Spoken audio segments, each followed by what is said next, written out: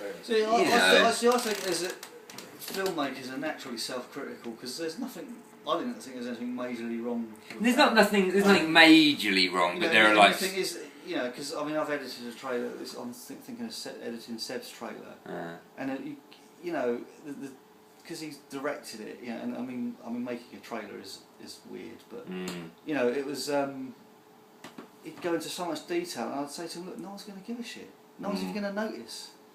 So there's that diminishing return. It's like you could spend hours and hours and hours and hours and days and days and days and days on a trailer. Yeah. But at the end of the day, no one's going to notice that you kerned that font by 2 points. Yeah, but that's really important to me, though. Do you know what I mean? Like, I would always spend it. Like, for example, Hannah that I'm editing at the moment, I'm spending literally like I might spend 4 hours on one shot, like not even a scene, one shot. So, and then like basically I like the left hand side from one take. There's a shot in Hannah where it's an over the shoulder shot, and I prefer the head position of one of the takes, but I prefer the position of McKenna, the other actress, on the right hand side in another take. So I've spent like 4 hours merging those two shots together so that you can't tell that they're not the same shot. Do you know what I mean? Wow.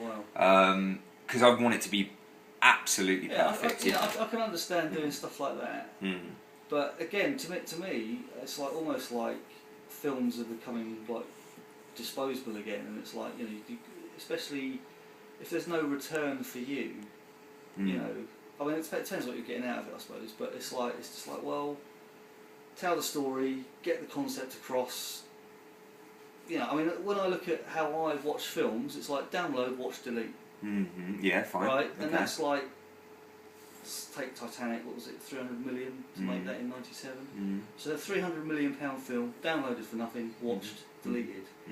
Now, the fact that there's all these people going, "Oh, the Titanic left the port in the wrong direction" and all that stuff. Who gives a fuck? Honestly. Right. Yeah. And there's all these continuity geeks and stuff. Yeah. Who gives a flying monkeys? Yeah, I think the main person that would give a monkeys is James Cameron, right? But he released the film. State, so Ross doesn't give us that much of a shit. Yeah, and he spent $300 million fucking dollars on it. Yeah. Very passionate about continuity. Hatred towards it. No. I'm just saying, it's like, I don't understand. There's that point I'm not saying I don't care, but you have to care about. I guess you have to care about the target market. I think the other thing is like when you're not famous, or like established, or when someone doesn't know it. You're looking at work with the most critical eye. You want it to be 100% perfect, because when someone sees it, and they're all going to be film buffs, the people that are actually going to give you a job, maybe. Well, do you know what I mean? Like I'm talking, I guess, about. Like distributors, maybe not, but like festival awards judges and things like that. Within your network, you have to prove that you're technically exactly. So I'd hate to someone to turn around and go, "Oh well, you fucked that bit up, didn't you?" I've got 2 questions, please. Yeah. That would be okay if we could do them on camera. Yeah. The first question is, why is it wrong to use like off-the-shelf free font like that? Oh my god, yeah. Why is it wrong to use like Papyrus, right, or something like that? Yeah. It looks cheap. It looks really cheap, and it's easy. It's too easy. Anyone could do it. So if I don't give a shit about the font that I use in my film, then why should anyone else give a shit about my film? So, it's like it's basic graphic design, isn't it? I think if you had a graphic design job and someone said, "Oh, can you do a logo for me?" and you use Papyrus in your font, type or whatever, then people would just laugh at you. They think you were totally shit, and that's because you would be. But who would laugh? Other graphic designers, I guess. Yeah. Right, and is that who you're selling your film to? I mean, I would like respect from my peers. Yeah, of course.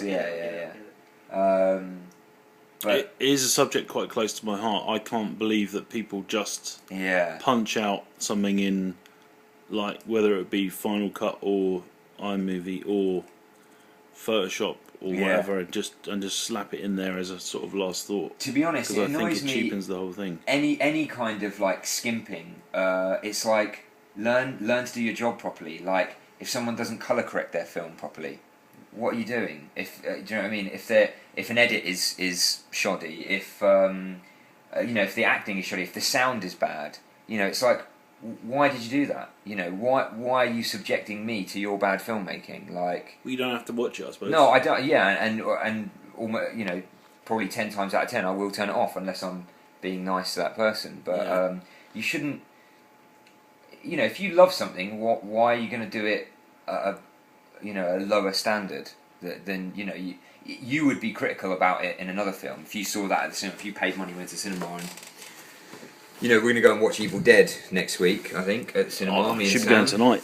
Yeah, it's just premiered today, doesn't it? So if we watch that film and it's got bad sound or something, or then we're going to moan about that. Yeah. So equally, my film shouldn't have The sound bad on the sound. trailer sounded alright to me. Yeah. So So I've got one last question, mm. and it is: how many times have you watched that trailer?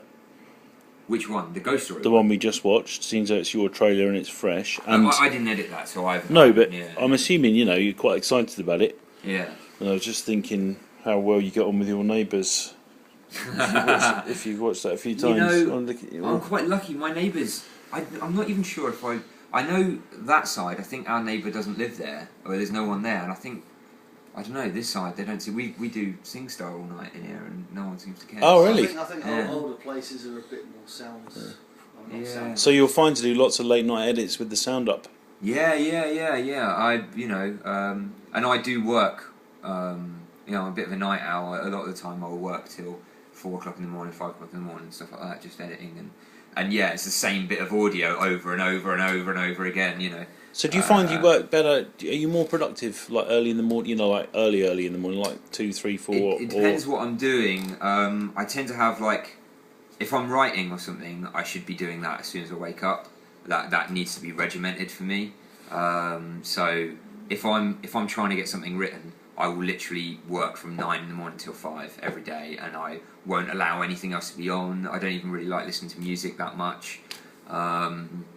Certainly no films on in the background or anything like that, But if I'm editing, you kind of get a bit just lost in the details of editing, So you just focus it, like if I'm doing masking in After Effects or something like that, and you're just like rotoscoping around this one tiny thing, and it's like, you spend 5 hours on it or something, and then suddenly it's 6 o'clock in the morning, and you're like, oh right, okay, I guess I better go to bed. Do you ever worry about how long you spend? The ratio of getting things done. The time it takes. Say you just said it may take you 6 hours just on one small. Yeah, it might do. Yeah. I mean, I wouldn't do it if I didn't love it. Do you know what I mean? Like, what else would I be doing? Watching telly or playing games or something? I don't know. Maybe actually living my life and having a girlfriend and things like that. I don't know, but I